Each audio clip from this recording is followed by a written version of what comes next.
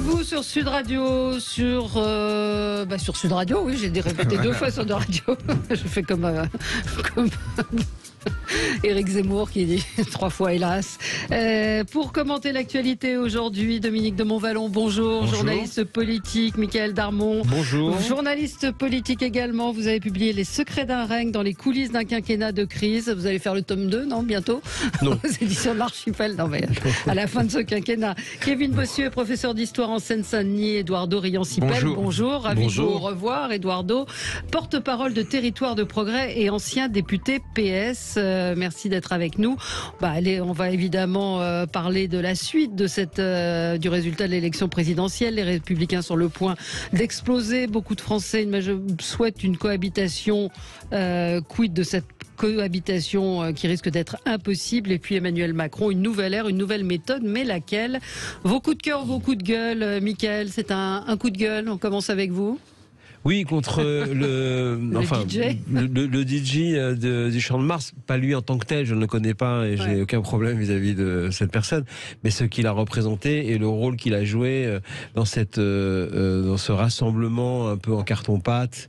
Et cette joie très fabriquée, très artificielle, organisée par les partisans d'Emmanuel Macron pour cette soirée où au fond les Français se sont plutôt adonnés à leur passion triste, c'est-à-dire la résignation de cette soirée électorale, puisque c'était effectivement une victoire sans éclat. Oui, et le DJ, il symbolise quoi pour vous alors? Il symbolise une forme, je dirais, d'inconscience collective, c'est-à-dire de fausses, de fausses joies, et puis surtout mettant, alors que c'était comme une soirée où on a quand même vu des résultats d'une France éclatée, morcelée, fracturée, avec une forme quand même de gravité, mais du côté du Champ de Mars, on dansait en attendant le champion de la soirée. Dominique n'est pas d'accord. Dominique de Montvalon. Pour ce que j'en ai vu, j'y étais pas. Je crois qu'il n'y a pas beaucoup de danse, il y avait une atmosphère. Et pas beaucoup de monde. Terne et lugubre. Pas énormément de monde, Terne et lugubre. Mais c'est ça, c'est que le DJ il avait été imaginé avant que les résultats seraient tels que ce serait une bouffée d'enthousiasme, mais bon. Ouais. Mais c'était à l'image de la France d'aujourd'hui. On fait la gueule. Tour d'Emmanuel Macron qui était très peu, avec très peu d'affluence, très peu de monde dans chacun des meetings. À Marseille, c'était considéré comme un ratage. À Figeac, c'était considéré comme un problème de mobilisation. En tout cas, c'est pas mon commentaire personnel. C'est ce que j'ai restitué de la part de ce qu'on m'a raconté à l'intérieur du QG. Alors c'est pas mon coup de cœur. Non, mais vous n'avez pas de commentaire sur la soirée. J'y étais. C'était une belle soirée. Oui, non, on était contents. Et personne va nous enlever cette joie que nous partageons avec beaucoup de Français. Et ce qui n'empêche pas l'humilité et la responsabilité qu'on ressent aussi au premier chef, le chef de l'État justement. Pourquoi ? Parce que nous étions heureux d'abord de voir Emmanuel Macron gagner, nous le soutenions. Et nous étions aussi heureux de barrer la route à l'extrême droite et de voir le peuple français. Il y avait une fierté nationale. Excusez-moi. Il y avait une fierté nationale à voir un résultat aussi net, même s'il n'est pas aussi net que la dernière fois, et pas aussi net que celui de Jacques Chirac. Mais on était parti à 51, 52. Tout le monde nous jouait le film, oulala, elle peut même gagner. Moi, j'ai vu un peuple français qui a eu la conscience suffisamment large, près de 60% des Français qui ont barré la route, et je pense que c'est très très dur pour le camp nationaliste de l'extrême droite nationaliste française, qui voit très bien que c'est très dur que les Français ne laissent pas passer. Donc la joie elle était parce que Emmanuel Macron avait gagné, que l'extrême droite avait vu la route barrée de manière très nette, alors que c'était pas le schéma qu'on nous présentait au début. Donc oui, mais humilité et responsabilité, parce qu'on sait ce qui nous attend. Je crois qu'il faut sortir des éléments de langage. Moi j'ai plein d'amis qui je vous parle avec le cœur et la raison, c'est pas des éléments, c'est du langage tout court. Ils se sont fait chier, mais grandeur nature. Il n'y a strictement rien eu. Au bout d'une heure, ils sont partis en fait. Tout le monde était terne, enfin il n'y avait pas d'enthousiasme. Il a gagné certes. Et sur l'extrême droite, moi je suis désolé, lorsque Le Pen, Jean-Marie Le Pen est arrivé au second tour, il y a 20 millions d'électeurs qui séparaient Jean-Marie Le Pen de l'autre candidat. En 2017, il y avait 10 millions d'électeurs qui séparaient Macron de Marine Le Pen. Aujourd'hui, il y en a 5,5 millions. Donc quand on fait de son quinquennat la volonté de lutter contre l'extrême droite, je suis pas sûr que ce soit vraiment réussi. Et là va se poser quand même une question qui est quand même grandiloquente, c'est que si Emmanuel Macron ne réussit pas son quinquennat, après qu'est-ce que l'on va avoir? Parce qu'il n'y a plus de droite républicaine, il n'y a plus de gauche républicaine. On va avoir soit Mélenchon, soit Le Pen. Mais ça fait un petit peu peur quand même. En tout cas, un constat, le seul qui a pu tenir face à l'extrême droite et qui a tenu la barre de la République et du pays s'appelle Emmanuel Macron. C'est pas sa faute si les autres n'ont pas tenu. Lui, il a tenu à 27,8, c'est-à-dire plus que son score de la dernière fois et avec plus de voix. Objectivement, Macron est celui qui a tenu le pays face à l'extrême droite, c'est objectif. Il a fait monter à un score inégalé. Est-ce que c'est lui qui l'a fait monter? Il est responsable de tout, je veux bien. Allez, on va marquer une petite pause et on va continuer notre tour de table qui est très politique ce matin. À tout de suite. Les débats avec vous sur Sud Radio avec Dominique de Montvalon, journaliste politique, Édouard Dorian-Sipel, porte-parole de Territoire de Progrès, ancien député PS, Mickaël Darmon, journaliste politique. Votre dernier livre, Les secrets d'un règne dans les coulisses d'un quinquennat de crise, est paru aux éditions L'Archipel, et Kevin Bossuet, professeur d'histoire en Seine-Saint-Denis. On va parler sur les Républicains qui se réunissent, des bureaux politiques à tout va. Est-ce qu'ils sont sur le point d'exploser? Une cohabitation possible, impossible? On en parle également avec vous. Et puis, quelle est cette nouvelle ère que promet Emmanuel Macron? Tous ces sujets développés avec vous. On continue les coups de cœur, les coups de gueule. Édouard Dorian-Sipel, c'est un coup de cœur? Alors, j'ai un coup de cœur pour tous les élus, tous les maires et tous les élus qui les accompagnent, tous les assesseurs, tous les membres de partis politiques et tous les bénévoles qui ont tenu les bureaux de vote lors de ces élections présidentielles le 10 avril et le 24 avril, parce que sans eux, sans ce dispositif humain, eh bien les élections n'auraient pas pu être tenues en France. Et c'est une grande tradition, celle des bureaux de vote, où l'on dépouille.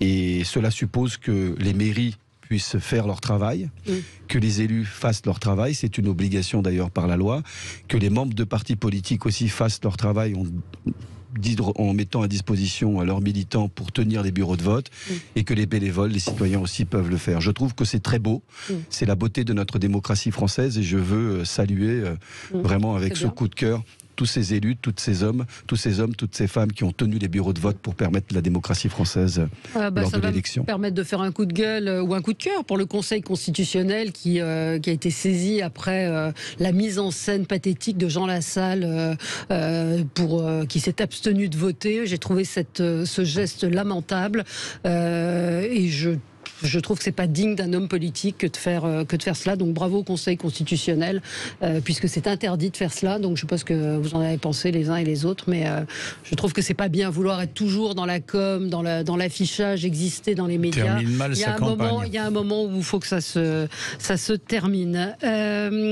Alors un coup de gueule, Dominique? Oui, un coup de gueule. Oui, c'est ce que j'ai choisi. Oui. Un coup de gueule, pas méchant, mais contre Lionel Jospin. Je veux dire, il intervient aujourd'hui pour faire la leçon. Non, c'est pas bien, c'est pas gentil.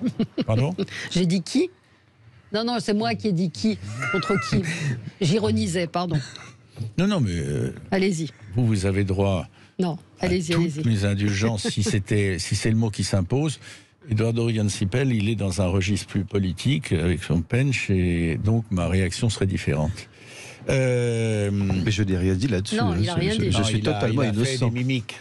Non, on arrête. La réaction de Magnifique, pas la vôtre. C'est de ma faute.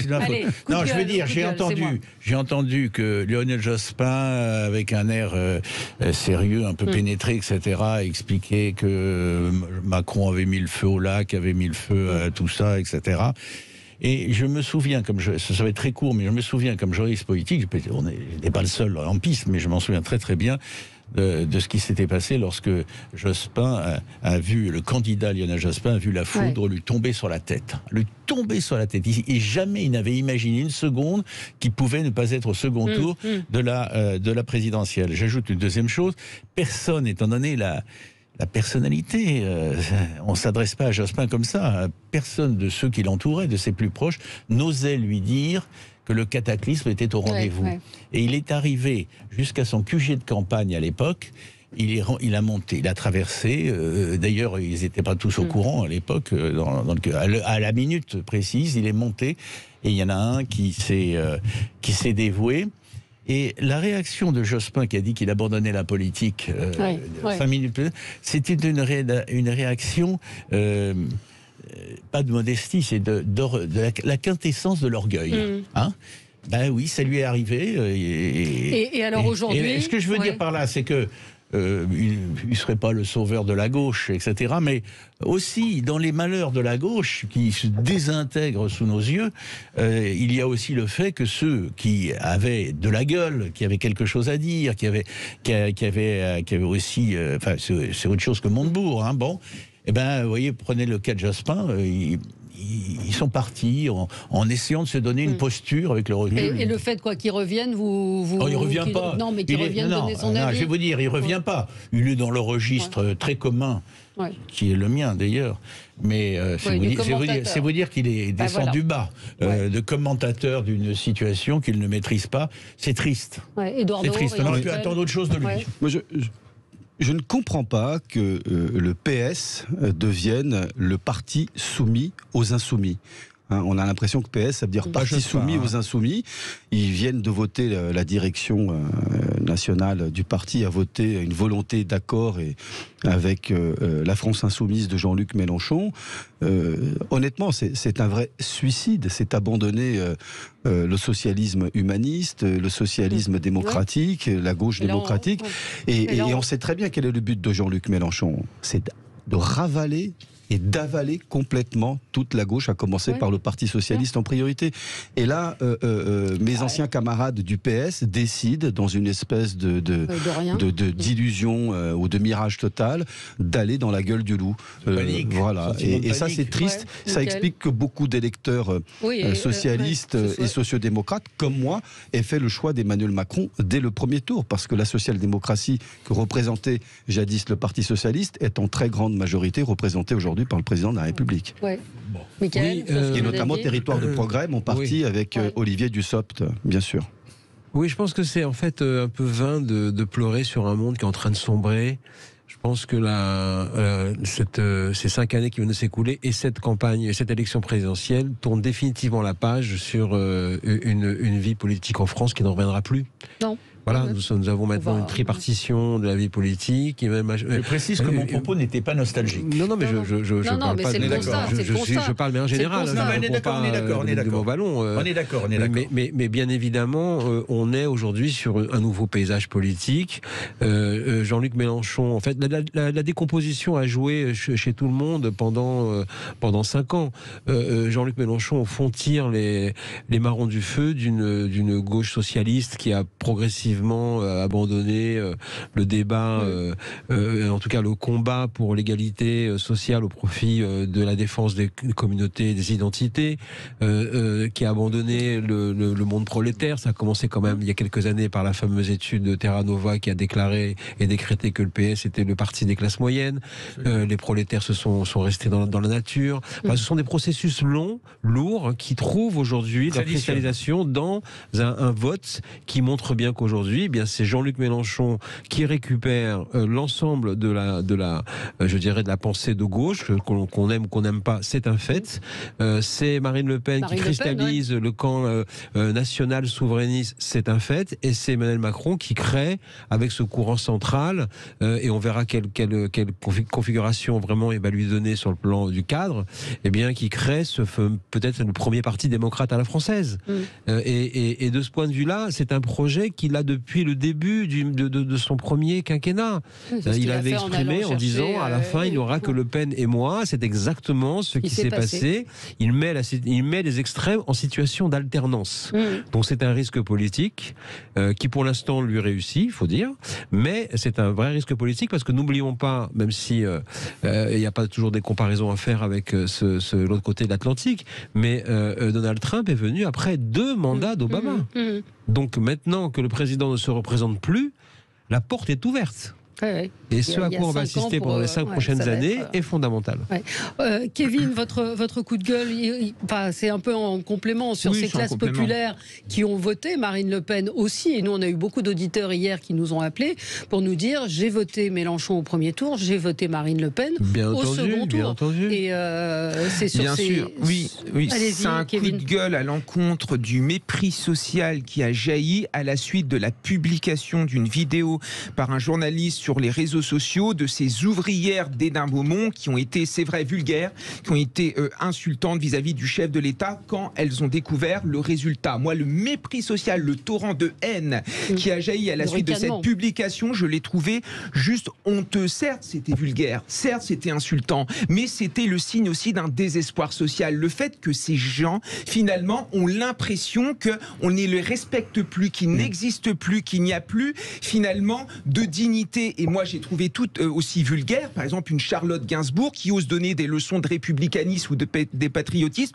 alors qu'elle ne paye même plus ses impôts en France et qu'elle vit à l'étranger. Elle est revenue, je crois. Elle est revenue dessus, mais enfin, il y a eu toutes ces tribunes, etc., de ces journalistes. Et moi, ce non, mais elle est revenue des États-Unis, ce que je veux dire. Elle est revenue des États-Unis, super. Super pour la France. Non, mais moi, ce que je veux dire par là, si vous voulez, c'est que, en fait, quand on diabolise le Rassemblement national, derrière on diabolise les catégories populaires. Et quand on les traite pas de racistes, quand on les traite pas de fascistes, finalement, on nous raconte qu'ils sont trop bêtes pour pouvoir comprendre. Donc on les exclut du champ démocratique. Et c'est ça, en effet, qui est scandaleux et qui crée beaucoup de troubles. Et ce qui me tue, c'est que le vote de dimanche dernier, c'est un vote social. Quand vous prenez le niveau de revenus, ceux qui gagnent plus de 2500 € par mois n'ont voté qu'à 21-22% pour Marine Le Pen, alors que ceux qui gagnent moins de 900 € par mois ont largement voté pour Marine Le Pen. Donc voilà, moi c'est ça qui me choque. Et puis je vois le cynisme des bourgeois, etc. Mais ces bourgeois commencent à être dominés par leur propre domination. C'est-à-dire qu'on peut rire de l'insécurité dont souffrent les milieux populaires. On peut rire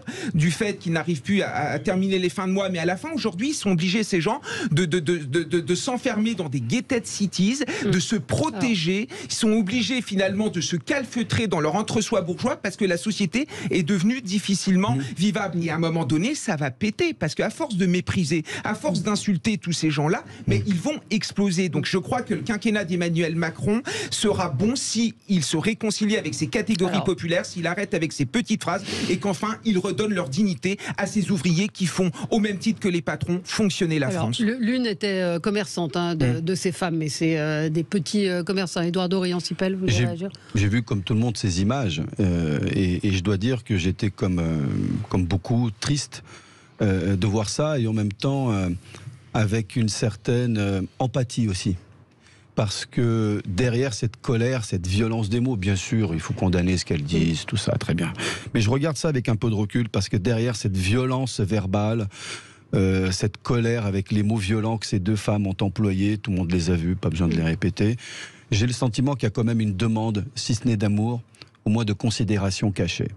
Et c'est ça que j'entends surtout. Quand quelqu'un est très en colère. Que le président de la République les a considérés. Non, je pense que là, il y a en tout cas une incompréhension. Je veux dire, tout le monde est là sur les résultats de l'élection, mais en fait, le résultat de l'élection confirme à peu près les éléments qu'on connaissait de la société française d'avant, qui non seulement avait eu les gilets jaunes, mais en plus on a eu la pandémie pour tous, pardon de le rappeler, avec la dureté de la vie qui s'en est suivie, et en même temps un président de la République qui a été très protecteur, nationalisation des salaires, etc. En tout cas, sur cette question-là, quand il y a quelque chose comme une colère, une violence comme ça, il faut entendre la demande de considération. Et c'est précisément à cela que le président de la République veut et doit répondre. C'est le défi. Là, oui, mais il a été réélu, cher Valérie. Oui. Donc il n'a pas quand même été exclu. Il n'y a pas eu de dégagisme. Il a été majoritaire au plan relatif au premier tour et très large au second, avec des gens qui, d'ailleurs, ne votaient pas pour son projet. Alors, ce que je dis, c'est qu'il y a un devoir à prendre en considération pour recoudre le pays et d'essayer effectivement au moins si c'était de récupérer par le vote ces personnes, au moins de montrer qu'on travaille pour tous les Français. Ce que vous avez dit est très juste, c'est-à-dire que beaucoup d'électeurs qui se sont déplacés n'ont pas voté pour son projet, ce qui relativise considérablement sa victoire. Dans un second tour, hein, même quand on gagne à 52. Non, mais ça relativise considérablement Hollande, tout le monde n'a pas voté pour son projet non plus. Non, mais là, en l'occurrence, c'était face à l'extrême droite et face à Marine Le Pen, qui en fait, vraiment capitalise et rassemble les électeurs de cette France en colère, de cette France qui se sent déconsidérée. Il faut bien voir qu'il y a quand même une similitude entre la carte du RSA et la carte du vote Marine Le Pen. Ça, c'est déjà très inquiétant. Et la deuxième chose vraiment sur laquelle il faut vraiment se pencher et qui relativise quand même tous les propos sur une Marine Le Pen d'extrême droite, c'est le résultat d'outre-mer. Quand même, il y a eu une capacité par Marine Le Pen de transformer le vote de Mélenchon en vote pour elle sur un ensemble de territoires auprès donc de populations qui en général sont plutôt la première cible des attaques racistes. Et donc de ce point de vue-là, ça pose une question, une énorme question, et qui relativise considérablement donc les résultats. Sur cette élection présidentielle n'a rien réglé. Elle n'a réglé aucun des problèmes des Français. Mais quand vous dites extrême droite, vous savez que ça choque beaucoup de nos auditeurs parce qu'il y a quelque chose d'assez méprisant, d'assez connoté. Oui, quand on parle de ça, mais je vais expliquer. Je suis content que vous me donniez la parole. Non, c'est juste. Relisez René Raymond, le camp nationaliste, le camp nationaliste, il appartient à l'extrême droite. Il n'est pas de centre droit. Il n'est pas gaulien non plus. Pose la violence. Voilà. Non, mais j'ai pas dit ça. Je dis simplement que l'extrême droite. Vous allez nous expliquer, mais c'est vrai que les mots choquent certains de nos auditeurs. On revient dans un instant. Avec vous sur Sud Radio, avec Dominique de Montvalon, Édouard Dorian-Sipel, Mickaël Darmon et Kevin Bossuet. Petite information pour vous, Mickaël, qui était très, très préoccupé des festivités. Figurez-vous qu'Emmanuel Macron voulait faire scintiller la Tour Eiffel et Anne Hidalgo a dit non. Voilà. Alors, ce matin, encore 10 ans, 5 ans après. Voilà, nos confrères du Figaro qui nous apprennent ça ce matin. Voilà, c'est ça. Donc, mais elle n'a pas pu résister au fait qu'il y a 5 ans, elle avait déjà refusé l'accès au Champ de Mars. Mais cette fois-ci, elle a simplement pu refuser que l'élimination de la Tour Eiffel. Et qu'elle en parle surtout. Peut-être que sans le savoir, elle a aidé Emmanuel Macron aussi avec ça. Peut-être. Dominique, vous vouliez juste redire un mot sur le coup de gueule de Kevin Bossuet. Je voulais, en 2 phrases, revenir sur la vidéo qui est à l'origine de l'échange qui a eu lieu. La vidéo à Hénin-Beaumont. Je trouve, à titre personnel, que c'est la vidéo la plus forte que j'ai vue de toute la campagne électorale. Et je suis d'avis qu'il faut je ne dis pas que c'est contradictoire avec ce qui a été dit par vous tous, mais il ne faut pas l'interpréter en termes trop politiciens ou trop politiques. Il faut la prendre tripalement. Ces deux femmes qui, au total, ont réagi avec effectivement une violence proche par une certaine vulgarité, etc. Mais elles s'attendaient absolument pas à ce qui leur est tombé sur la tête. Elles sont dans une désespérance. Et voilà, c'est une vidéo. Ces 2 femmes, par définition, je ne connais pas, illustrent quelque chose qui doit rester dans nos têtes et surtout dans les têtes de ceux, pour en tirer des conséquences, de ceux qui sont appelés à un titre ou à un autre à gouverner. Je dis notamment à Édouard Dorian-Sipel qu'il a bien acquis. C'est un symbole et un symptôme de ce qui se passe en partie dans le pays.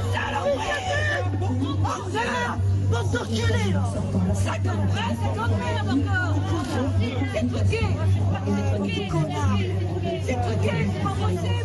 Mais pour quelle merde, c'est inadmissible. 54, 53, les gens sont rien compris, les gens c'est des bouts. Ça me dégoûte. Voilà. Ouais, non, très simplement, je crois que j'entends davantage. Je crois que c'est un symptôme et un symbole de qui se passe dans une partie du pays avec une partie des Français, une exaspération très forte, vraiment une colère qui s'est exprimée. Mais vous savez, c'est un peu comme dans le football aussi ou dans un sport collectif, ce sont les réactions à chaud dans les vestiaires. Sauf que c'est leur vie, juste après la défaite. C'est un peu différent. Et ce que je veux dire, oui, mais parfois on joue aussi notre vie quand on est sportif sur un terrain de foot avec autant d'énergie, autant d'abnégation. Et là, c'est vrai, vous avez raison, c'est la politique, c'est la vie des gens, c'est beaucoup plus sérieux. Ce que je dis, et je répète, c'est que c'est une réaction à chaud, il faut la prendre comme telle. Et j'entends surtout la demande de considération qui est cachée en dessous. Oui, mais c'est pas ça qu'il faut répondre demain. Un peu plus que ça. C'est pas en traitant d'extrême, en disant qu'ils ont voté pour l'extrême droite que ça va, ça va arranger les choses. C'est ce qu'on évoquait avant. Ce que représente politiquement Marine Le Pen de ce que souhaitent ses électeurs à travers son bulletin. Et je répète, objectivement, et vous vérifierez, tous les auditeurs vérifieront, le camp nationaliste auquel appartient Madame Le Pen, c'est le camp de l'extrême droite et c'est insulter personne. Mais Edouard, on dit centre-gauche, centre-droite ou extrême-gauche, c'est pas une insulte. Et Jean-Luc Mélenchon est à gauche. Et Jean-luc Mélenchon est à gauche. Oui, avec une gauche radicale, et notamment pourquoi on parle pas de droite avec l'extrême gauche qui surplombe sa vision politique. On ne va pas épiloguer. On connaît un peu les mécaniques politiques. On sait très bien que l'appel à l'extrême droite, c'est la seule manière de faire bouger les électeurs de gauche. Donc de toute façon, c'était une ficelle qui est connue, usée et réutilisée. Moi, je sais ce que les maîtres français ont appris à l'école de la République et à l'université. Le camp nationaliste, c'est l'extrême droite, c'est comme ça. Justement, on sait très bien que René Rémont qui n'était pas de gauche. Oui, mais il faut lire autre. Il n'y a pas que René Rémont qui est extrême droite. On va pas épiloguer là-dessus. Mais c'est vrai que vous vouliez parler de lendemain. Moi, j'ai quand même le sentiment que le risque principal, c'est qu'on oublie très vite le cauchemar et qu'on dise voilà, c'est fini, le RN a été au port du pouvoir, mais c'est terminé. Et maintenant, on reprend donc la vie comme d'habitude. J'en veux pour preuve quand même, et je ne sais pas pourquoi cette sortie a existé, ce qu'a dit hier Bruno Le Maire sur les médias en disant mais bien évidemment pour la réforme des retraites, s'il le faut, le 49.3 sera réutilisé. Tout le monde est fatigué, même les meilleurs ministres. Alors là vraiment les bras m'en sont tombés parce que au lendemain, quelques heures à peine après que le président de la République ait fait sa démonstration d'humilité et de dire je changerai la méthode, et bien voilà qu'un de ses principaux ministres dès le lendemain dit exactement le contraire. Alors, apparemment il a été un peu piégé par la journaliste qui lui dit oui mais si ça ne passe pas, est-ce que vous pourriez aller jusqu'au 49.3 et il dit je ne peux pas l'exclure. Mais pardon, ça n'est pas un piège, c'est une question. C'est une question, mais qu'est-ce que vous voulez qu'il réponde ? À laquelle il a apporté sa réponse. Il ne peut pas l'exclure. Il peut aussi parfaitement dire que justement, j'en sais rien ce qu'il peut dire parce que je ne suis pas son conseiller. Mais toujours est-il qu'il a dit ce qu'il a dit, et de ce point de vue-là, c'est effectivement au moins une maladresse. En fait, on raisonne souvent en termes de représentation politique. On parle de proportionnel en disant que la France insoumise ou le Rassemblement national doivent être davantage représentés à l'Assemblée nationale, mais il faut aussi réfléchir en termes sociaux. Le problème de l'Assemblée nationale, c'est qu'elle est très peu représentative socialement. Il y a très peu d'ouvriers, il y a trop peu de milieux populaires, et les revendications de ces dernières ne sont strictement pas représentées. C'est ça qui pose problème, même sur les plateaux de télévision. Vous voyez bien, pour y aller beaucoup, on est davantage dans un entre-soi bourgeois, des gens qui vivent à Paris, qui habitent à Paris, en effet, qui ont des revenus assez importants, et ces gens ont l'impression de ne pas avoir la parole et qu'on ne s'intéresse pas à ceux qu'ils vivent. Et autre chose aussi, on a un côté beaucoup trop paternaliste vis-à-vis des milieux populaires. À chaque fois qu'ils revendiquent quelque chose, on leur donne un chèque, on leur donne une subvention en plus. Mais c'est pas comme ça que ça marche. Ces gens sont attachés au mérite. Ils veulent tout simplement vivre dignement du fruit de leur travail. Il faut aussi avoir une réflexion sur l'école de la République. Au moment des Gilets jaunes, moi je suis revenu dans mes Ardennes natales, les gens ne voulaient pas de l'argent supplémentaire, voulaient en fait que l'école fonctionne à nouveau et que leurs enfants puissent faire mieux qu'eux. Et aujourd'hui, il y a l'impression finalement qu'on n'arrivera jamais à rien parce que l'ascenseur social est bloqué. C'est ça qu'il faut faire, démocratiser la politique et faire en sorte que les milieux populaires puissent encore avoir un espoir, l'espoir de l'ascension sociale. C'est ça la République. Allez, petite pause et on continue dans un instant ce débat sur Sud Radio. Une nouvelle ère promet Emmanuel Macron, mais laquelle ? Les débats avec vous, la suite. Effectivement, Emmanuel Macron promet une nouvelle ère. Alors écoutez, c'est Gilles Gansman qui nous l'a fait écouter dans le zapping. C'est Quotidien qui a fait un petit montage du discours d'Emmanuel Macron au Louvre et d'Emmanuel Macron à la Tour Eiffel. Écoutez. Le décor a changé, Louvre d'un côté, Tour Eiffel de l'autre. Mais sur le fond, quand on compare les deux...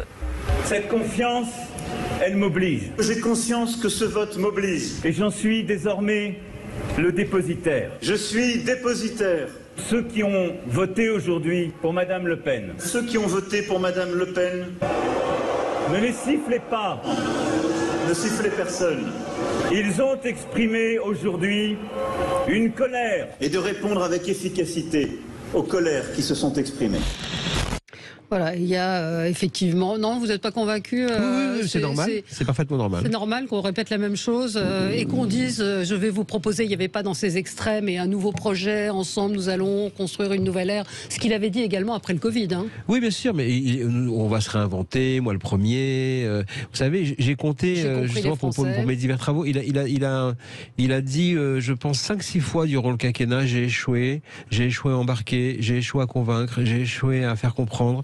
Il a encore redit quelques semaines, à la fin de la campagne, au début de la campagne à TF1, juste quelques semaines avant de dire j'ai envie d'emmerder les Français, les vaccinés, dont les non vaccinés. Donc on sait que ce sont des paroles mécaniques.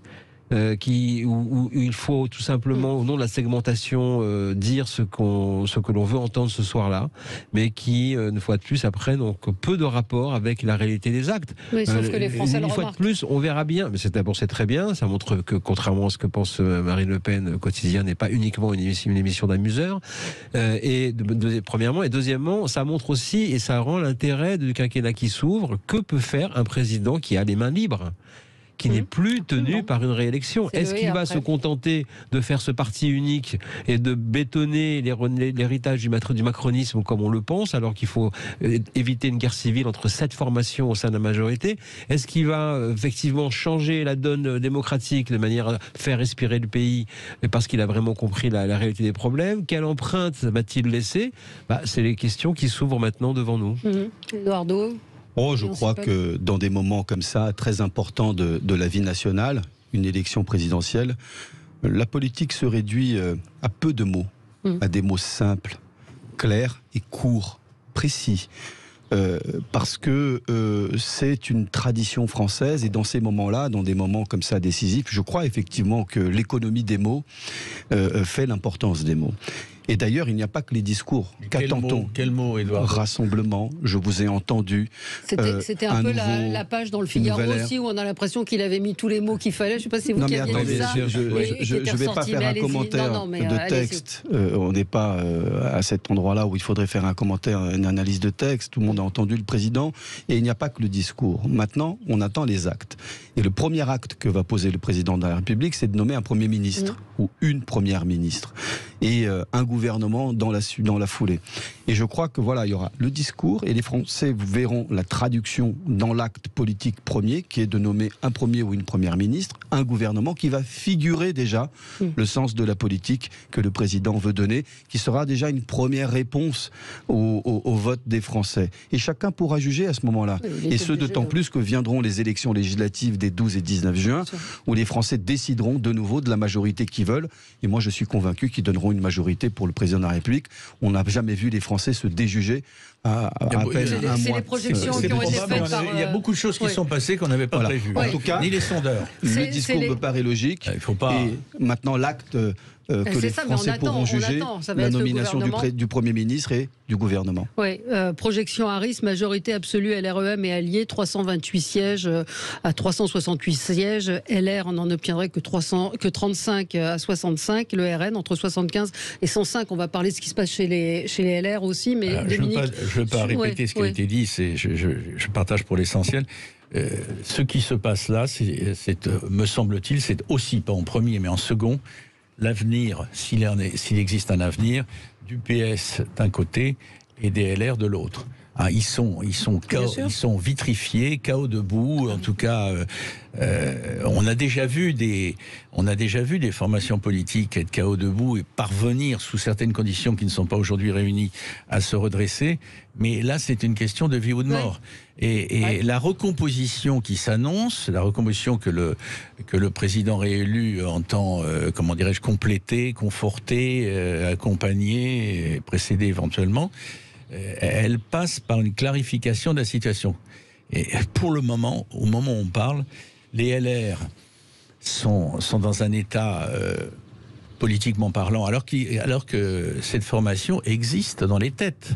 Aujourd'hui encore, elle existe dans les têtes. Ils sont dans un état mais cataclysmique. Quant au PS, je sais pas, quand on a choisi de mettre un Hidalgo qui termine à moins de 2%... Et Olivier Faure qui veut faire alliance la messe est dite. Alors, on a un auditeur qui attend, qui patiente, Olivier, qui nous appelle de Limoges. Bonjour Olivier. Oui, bonjour. Quel commentaire vous vouliez faire ? Moi, je voulais faire 2 commentaires. Un premier, c'est que on oublie que le peuple français vient de donner 42% des suffrages à Madame Le Pen, qui est un score historique, et qu'il va peut-être falloir penser à un moment à arrêter de nous cracher à la figure. On l'a dit, parce que vous cette avez raison. situation va finir en guerre civile.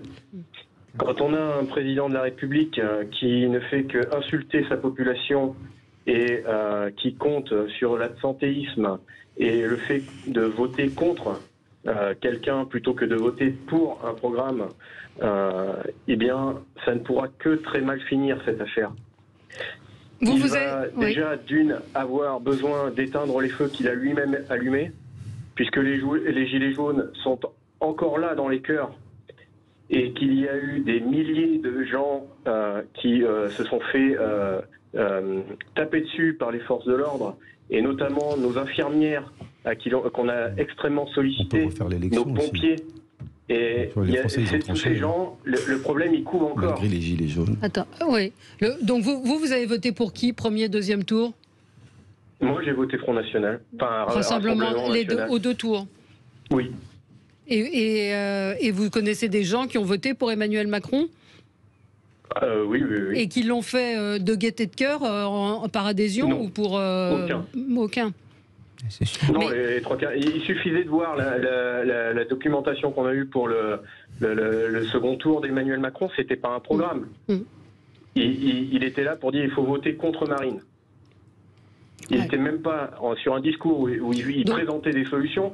Il était juste là pour dire il faut voter contre Madame Le Pen. Vous attendez quoi du président de la République? Il a été élu démocratiquement. Absolument rien. Non, il représente personne. Il représente des électeurs. Non, les 3/4, il représenterait les électeurs si les gens avaient voté pour son programme. Oui, non, bon, ça, c'est des commentaires. Alors, je suis désolé. Merci Olivier d'avoir appelé Kevin. Puis après, alors moi, je comprends tout à fait ce témoignage. En fait, c'est la désespérance, c'est le désenchantement démocratique. Ça, et les gens n'y croient plus. Alors, Emmanuel Macron est un génie. C'est-à-dire qu'en 2017, il a tué le Parti Socialiste et là, il a tué LR. Sauf qu'il a participé à déologiser finalement le spectre politique français pour remettre en place des clivages sociaux. Aujourd'hui, on a affaire au bloc bourgeois et de l'autre côté au bloc populaire. Même la bonne bourgeoisie conservatrice, elle vote aujourd'hui Emmanuel Macron alors qu'il est l'incarnation du progressisme. Et c'est ça qui est excessivement dangereux, de voir réapparaître finalement, de devoir remettre en avant une forme d'analyse marxiste alors que je pensais que cela appartenait au passé. Et ça va très très mal finir parce qu'à partir du moment où les gens se sentent méprisés, où les gens se sentent insultés, où les gens n'ont plus de dignité, au départ ils sont dans la résignation et progressivement ils vont tomber dans une forme de révolte. Et les gilets jaunes que l'on a connus par le passé, ça risque de se démultiplier. C'est pour ça que Emmanuel Macron, qui est aujourd'hui le chef de l'État et qui est tout à fait légitime parce qu'il a été réélu, il faut qu'il prenne conscience de ça, qu'il démocratise sa politique et qu'il écoute la base. C'est ça qui est essentiel aujourd'hui, sinon ça va péter. Sur l'appel de notre auditeur, Dominique. Je le comprends, l'auditeur qui s'est exprimé il y a quelques instants. Je suis sûr que beaucoup d'autres qui l'écoutent ont le sentiment qu'il est de facto leur porte-parole. C'est un sentiment répandu. Parlez bien dans le micro, Dominique. Ouais. Ah oui, c'est un sentiment répandu. Mais par rapport à ce que vient de dire Kevin Bossuet, je serais moins catégorique. Ça peut très mal. L'idée, c'est si ça continue comme ça, ça va très mal finir, etc. Si ça continue comme ça, alors c'est une hypothèse. Mais ainsi est la France avec ses complexités, ses contradictions, ses mouvements de passion dans un sens et dans un autre, et puis ainsi est la vie politique. Il n'est pas non plus complètement exclu qu'une recomposition laborieuse et douloureuse ait été enclenchée en partie par Emmanuel Macron et pas seulement depuis 8 jours, et que tout ça débouche sur autre chose. C'est pour ça que tout à l'heure je posais la question de savoir PS, point d'interrogation, LR, point d'interrogation, c'est une question de vie ou de mort pour les deux. Et après on verra ce qui va se passer. Je suis pas, sur le constat ponctuel, je serais assez d'accord, mais c'est pas joué du tout. Mais est-ce qu'un gouvernement, c'est ce que nous vivons, c'est comme le disait Dominique, l'accouchement douloureux d'une nouvelle donne. Oui, mais comme le disait Édouard Dorien-Yossipel, le nouveau gouvernement va être une sorte de gage de « je vous ai compris ». Vous y croyez facialement. Après, il va falloir quand même mettre en place les projets posés par Emmanuel Macron. D'abord, la réforme des retraites, qui s'annonce difficile et douloureuse, même si c'est de 65 à 64 ans, ça reste exactement la même chose, parce qu'il y aura quand même le volet financier. On est loin de la réforme systémique prônée par la CFDT il y a maintenant très très longtemps. Ensuite, il va falloir faire enclencher la transition écologique. Ça coûte également de l'argent. On est face à une nouvelle situation économique très compliquée avec une flambée des prix qui s'annonce sur les matières premières, sur les produits alimentaires liés et à la situation internationale et à des situations sanitaires pour certains biens agricoles et donc également face à une inflation. Il y a un quoi qu'il en coûte des matières premières qui est lancé. Il y a la fin du quoi qu'il en coûte la guerre aussi. Sanitaire, il y a la situation internationale. Donc, globalement, on verra si effectivement, au fond, les choses changent vraiment. Mais pour qu'elles changent vraiment, ça voudrait dire quoi? Ça veut dire que toutes les décisions devraient arrêter de sortir d'un seul bureau. C'est quand même ce à quoi on a assisté pendant ces 5 années. On sait la logique de la 5e République, mais ce qu'on a vu, parce qu'il y avait aussi des circonstances, ont montré à quel point ça s'est considérablement concentré et cette, je dirais, le transfert de responsabilité massive sur une seule personne. Il y a eu des millions de personnes, des Français qui ont attendu de la parole du président de la République pour savoir si on pouvait descendre dans la rue et acheter des biens de première nécessité pendant la crise. Donc il y a eu cette habitude-là et cette prise de conscience. Et aujourd'hui, il faut quand même redonner une capacité à tout cela de fonctionner de manière plus fluide, plutôt que cette hyper-concentration des projets et des décisions. 56% des Français souhaiteraient que le chef de l'État réélu perde le scrutin des législatives et soit mis dans une position de cohabitation. Édouard Dorien-Yossipel. Oui, ça, ce n'est que vous savez, Emmanuel Macron a un gros défaut pour un homme politique, qui est en réalité une grande qualité, c'est qu'il dit ce qu'il fait et il fait ce qu'il dit. Donc, si vous voulez voir clair sur ce qui va venir, il faut écouter ce qu'il a dit avant le second tour et après le second tour lors de son discours au Champ de Mars. Ça veut rien dire. Ça veut dire que quand il parle de répondre aux aspirations sociales des gens, quand il dit qu'il va faire la planification énergétique d'un côté et la planification écologique d'un autre côté, tout ça dans un but de la stratégie d'indépendance de la France et de l'Europe, une stratégie donc d'autonomie stratégique qui est pour moi la grande tâche historique de ma génération, faire en sorte que nous soyons souverains au plan alimentaire, au plan industriel et commercial, au plan énergétique sans lequel il n'y a pas d'indépendance par rapport au gaz et au pétrole de l'étranger. C'est une stratégie à l'esprit gaullien. Moi je suis un gaulliste de gauche et j'ai rejoint Emmanuel Macron sur cette grande ligne du futur qui est l'autonomie stratégique, sans quoi nous serons des nains face à la Chine et face aux États-Unis. Moi, je suis Madame Michu, d'accord. Moi, je suis Madame Michu. Je vais faire mes courses. Je n'ai pas je suis en train de rogner sur certains produits parce que je ne peux pas finir mes fins de mois. Mon mari est allé à l'hôpital. Il n'y avait pas d'urgence. Il y avait 7 heures, 8 heures d'attente aux urgences. Je dis je qui symbolise les Français. Mon enfant ne peut pas aller à la crèche parce qu'il n'y a plus d'assistante maternelle. Donc elle est fermée 3 jours par semaine. Connaît tout ça. On connaît tout ça. Ça fait 5 ans. Ça fait 10 ans. Ça fait Emmanuel 15 ans. Macron Qu'est-ce qui a changé? Président de la République qui a divisé par 2 les classes de CP dans les quartiers populaires. Il veut maintenant aller plus loin jusqu'au CM2. C'est celui qui a partout dans les quartiers où c'est nécessaire et la campagne n'est pas en dehors de la France et sera traitée. C'est celui qui a revalorisé les retraites des agriculteurs, la mise à 1 000 €. C'est celui qui a revalorisé la prime d'activité. C'est qui fait des propositions concrètes pour le pouvoir d'achat. C'est un homme du concret. Mais alors comment vous comprenez cette animosité qu'on a? Parce que c'est le résultat des années qui viennent et le vote du dimanche 10 et du dimanche 24 avril ne fait que traduire dans le réel ce que nous avons vécu des divisions du pays. Est-ce que votre vie a été améliorée depuis 5 ans? La vie de beaucoup de Français, elle a été améliorée. Pourquoi ils auraient réélu Emmanuel Macron mieux que la dernière fois au premier tour si c'était pire qu'avant? À un moment donné, il faut regarder les faits politiques et pas faire des commentaires. Parce qu'il y avait Marine Le Pen en face. Non. C'est là où je voulais en venir.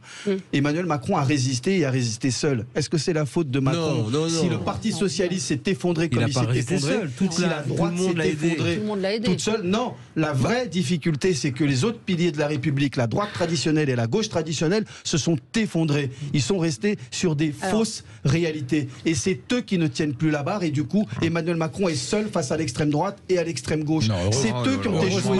Vous vous trompez, mon cher Eduardo. Si Macron avait échoué, il serait effondré. Il aurait été dégagé comme ses prédécesseurs. Ça n'a pas été le cas.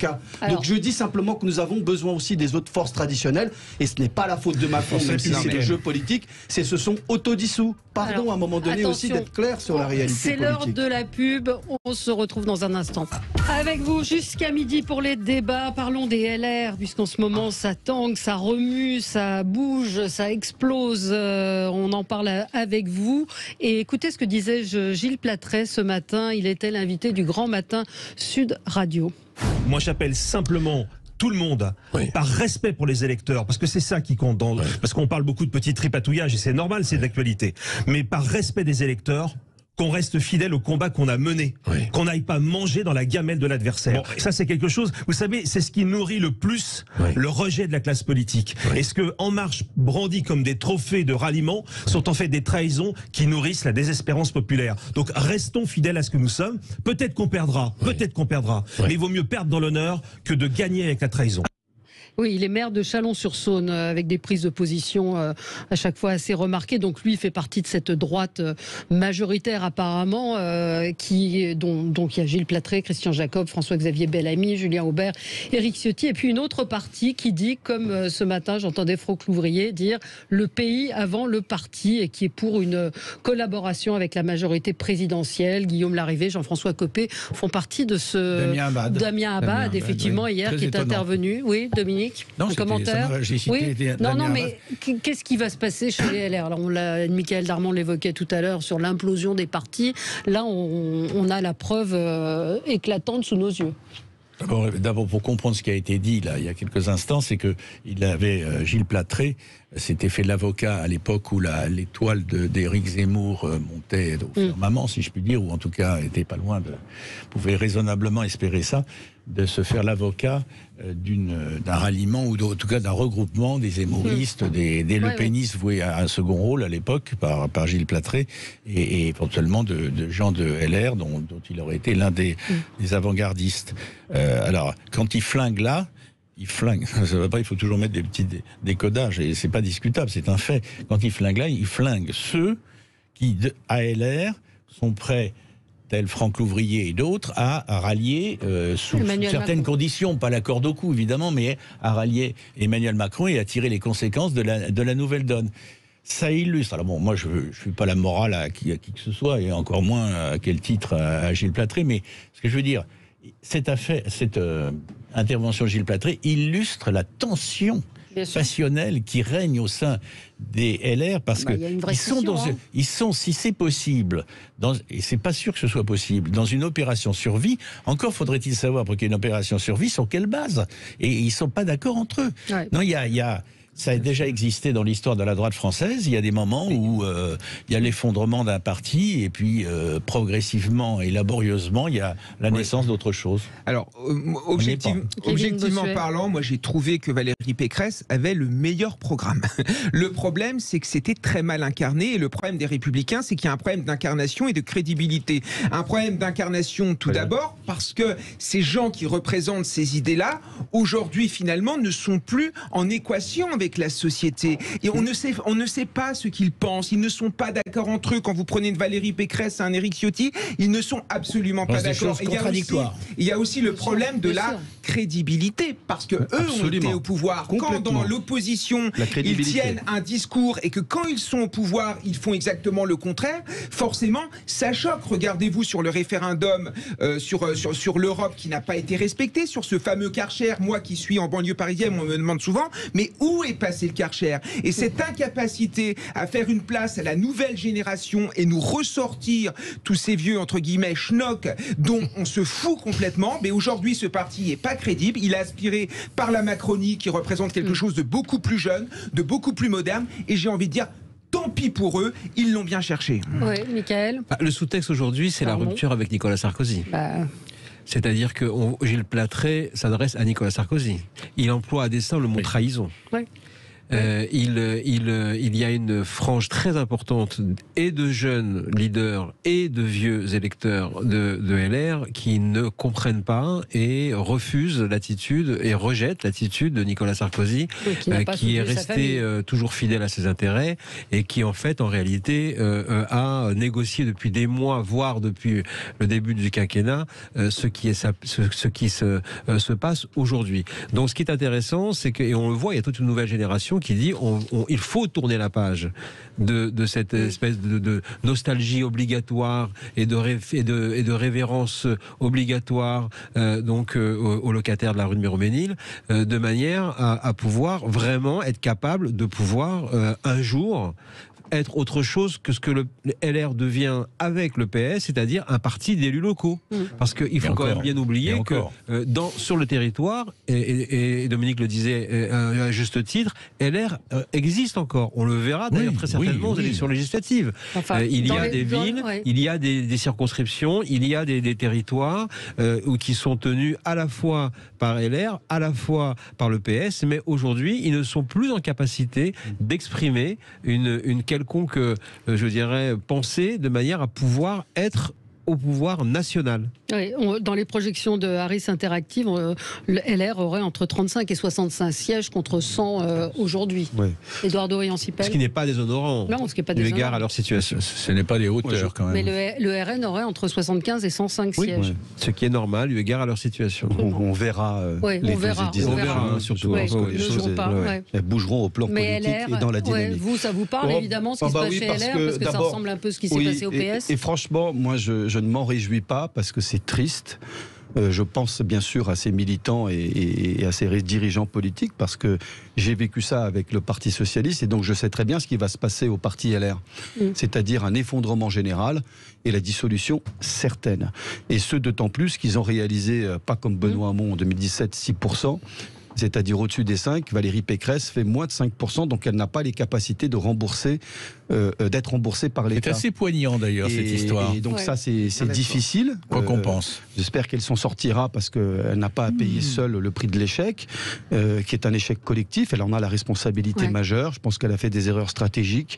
J'ai appelé ça le pécressociotisme, c'est-à-dire ne pas être clair par rapport à Zemmour, d'abandonner son identité républicaine, son identité chiracienne, qui est une identité qui est celle de la droite, l'esprit gaulien. Et donc la droite LR va être effondrée, dissoute, cassée au moins en 3 morceaux. Et le PS, donc, une partie viendra, bien entendu. Parlez-nous un peu du PS aussi. Quand on posera la question, cher Dominique. Il n'existe plus. Il existe. J'en ai parlé tout à l'heure, mais quand on posera la question, on m'a posé, pardon, j'essaye d'être bien éduqué et de répondre aux questions. Non, mais il y a un parallèle. Une partie viendra avec la majorité et le président, parce que précisément le président s'est posé dans une position avec un esprit gaulien, avec un projet de nature gaulienne, de dépassement politique. Le dépassement, ce ne sont pas des mots, ce n'est pas qu'un mot, c'est un esprit politique qui permet de rassembler dans une force centrale, au cœur de la République, ancré dans l'esprit français, une majorité politique alors qu'il y a l'effondrement des forces traditionnelles. C'est ça Emmanuel Macron. Et j'espère bien qu'il va réussir, il a le devoir de réussir et il faut l'aider. Oui, lui, il va surtout penser à la façon dont il va organiser effectivement son héritage politique, ça c'est vrai aussi. Beaucoup de LR étaient tentés, on le disait très régulièrement, par le passage en Macronie après les élections. La question c'est aujourd'hui qu'il se pose, tel que je l'entends depuis dimanche soir, c'est qu'est-ce qu'on va faire là-bas ? Il y a déjà pléthore de monde. Il y a surtout maintenant un regard plutôt tourné vers la gauche et au fond ils n'ont aucun rapport de force et c'est au fond ce que les LR vont aujourd'hui trancher très certainement, c'est l'importance ou la réussite de cette opération Moïse qu'a lancé Nicolas Sarkozy en disant il y a 30-40 députés qu'il faut sauver et qui doivent passer en Macronie. Est-ce qu'ils vont vraiment y aller ? Et quelle est la réalité de leur utilité ? Oui, absolument. Oui. C'est fini. Mais vous reviendrez, on vous réinvitera, évidemment. Merci à vous, merci à tous les 4. Dans un instant, André Berkoff, très bonne journée sur Sud Radio.